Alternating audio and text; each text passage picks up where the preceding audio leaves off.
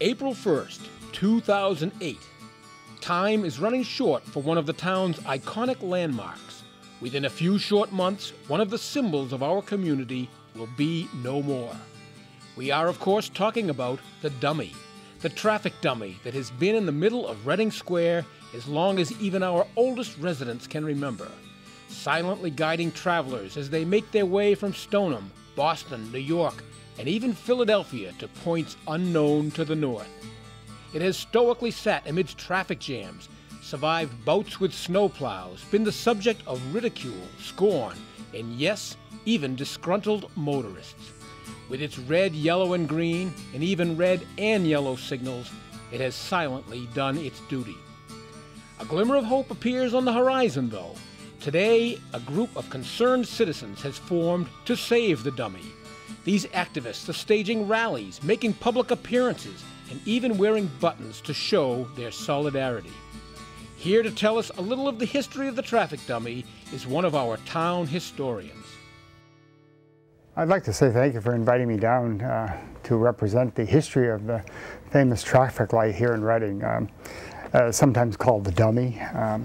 It made its debut here in the Reading scene about 1870. Probably about 150 years before the Common was established. So it's been here a long time. And it was designed by the famous architect and sculptor Gaudin, and brought here on the L'Étoile de Marseille under the supervision of Gaudin. So it was pretty important. It was placed in the square under a very, very lavish ceremony, probably none to match it ever here in Reading. The situation was that the buildings were all bunted out with red, white, and blue banners. The flags of American and French were on the telegraph poles because the telephone wasn't even here yet before that light was here. The Star Spangled Banner was playing, and the French national anthem was playing, and everybody was having a great time. Horace Greeley was the keynote speaker. And he had run an unsuccessful campaign for President of the United States, and he would lay the cornerstone and gave a very rousing speech.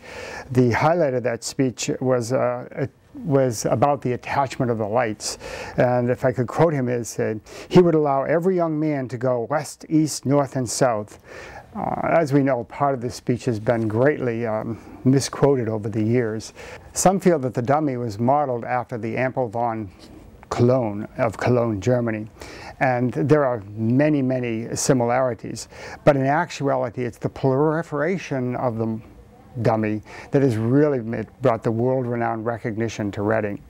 There are large and small examples of that, one of which is located at Red Square in Moscow, one which is located at the Circo Parish in Madrid, and of course there was one in the London Piccadilly intersection, which after World War II became the Piccadilly Rotary.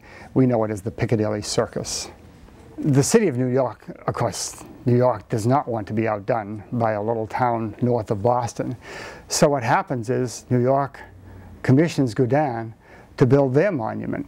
The interesting thing about that is that they had only two requests. Number one is it be larger, and number two, that the lighting be different. Instead of electric lighting, they would want it as a torch. The dummy added to its luster when radio announcer Edward R. Murrow broadcast his nightly reports from the spot. He made an autobiography at some particular point at which he noted that his nerves of steel were created in Reading, Mass. At the foot of the dummy. He went on to be the famed war correspondent that we know him to be. I guess there's just one more thing that we're particularly interested in. We love our dummy, we love the traffic light. We're very much interested in a poem, Ode de la Dummy, that was written by Walter Pritchard Eaton. If anybody has a copy, could they please get it to us? We'd love to have that in our history.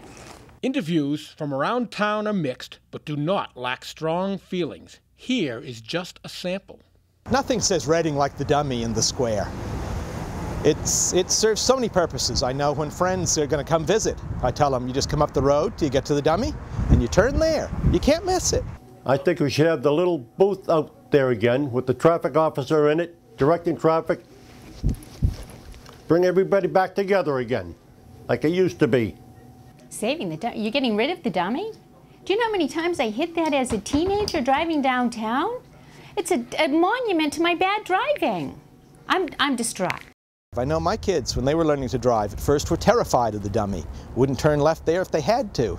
When I first learned to drive, I was scared of the dummy. There was just something about the keep right and the big cement thing in the middle of the road, and there are 7 lights on it, but once I could figure out how to drive around the dummy, I mean, I could probably drive anywhere. I could probably drive, downtown Boston, because once you have conquered the dummy, you can do anything. Well, there's been a lot of options, but one thing we could think of is give it back to the French. I wonder how much we can get for it on eBay. I'm a town meeting member, and I don't recall this coming up on the warrant at all. I think it's too late to close the warrant for this session, but I think we should call a special town meeting to resolve this. We haven't discussed it nearly enough. If you're coming back from a long trip and you come up the hill there, you see the dummy, you know you're home. A solid, dependable thing that's been there as long as Reading has been here. I can't fathom that anyone would ever want to get rid of the dummy. One of the problems I see with America today is the loss of traditional American values. And I feel that the loss of the dummy is an illustration of the loss of American values. When the dummy is taken away from us, it'll cause us to realize all it is that we've lost, all it is that isn't there anymore, all it is that used to make America America is gone, and we won't see it again. So let's save the dummy. Much has gone into the planning for the new downtown. Sewer and gas lines need to be moved. New light fixtures will be installed. Benches will be scattered throughout the area. We asked a town official if thought has been given to where else the dummy might be moved to.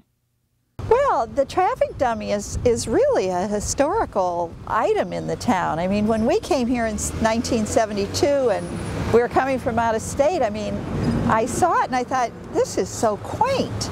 And so, part of the downtown improvements is to get rid of it, but in a way, we really should be thinking about how we could preserve it. And maybe the Historical Commission is going to want to take a stand on the dummy.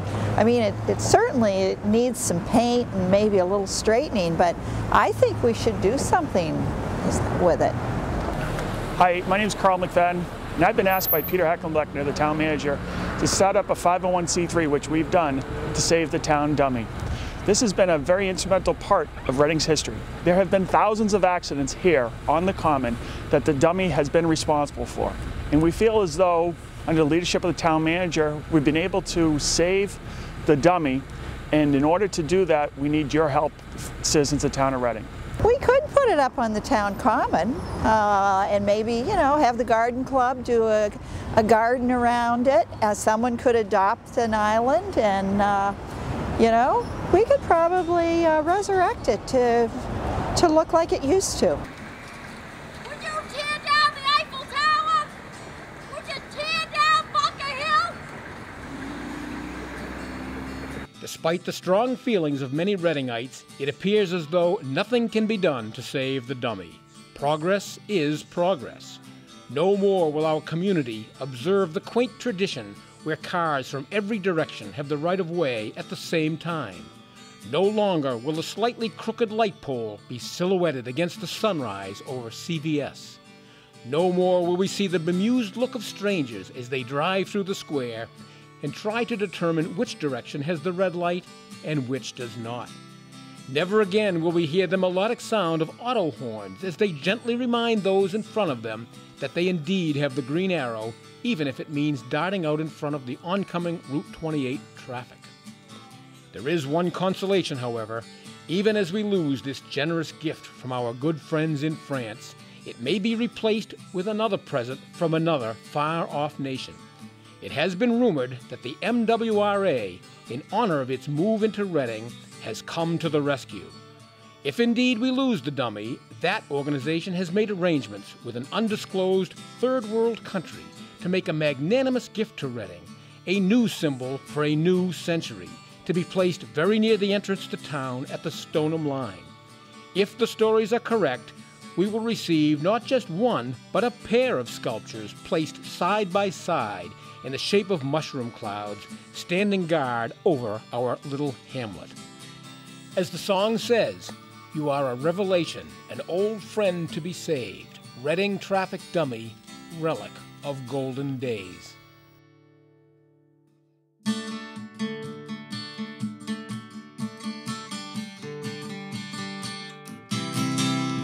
Approaching from Lowell Street, I'm easily confused. The bright lights and the traffic are calling me to you. Reaching Old Yellow Island, should I stop or should I go?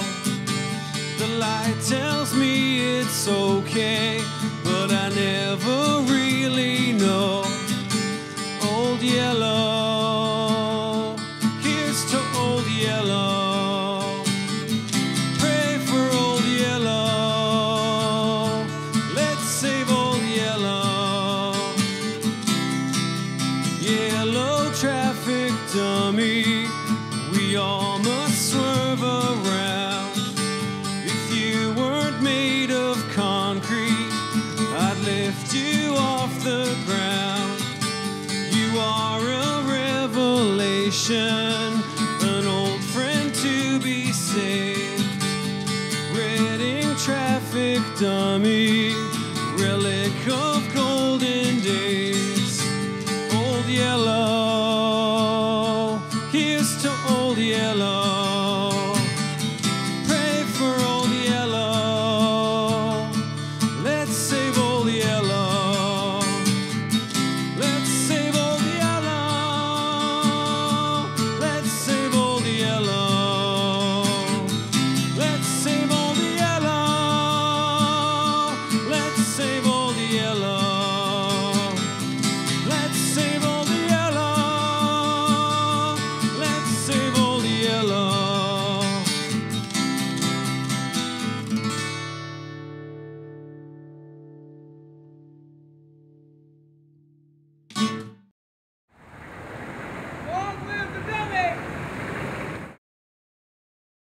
We're making a mockumentary. It's an April Fool's thing for RCTV about saving the traffic light on the square. My whole family wants it gone. Oh, everybody does. Okay, all right, But wait, okay. it's all, we've made up this whole story about how It's going to be groundswell of support, though. That's one danger is we might save this stupid thing.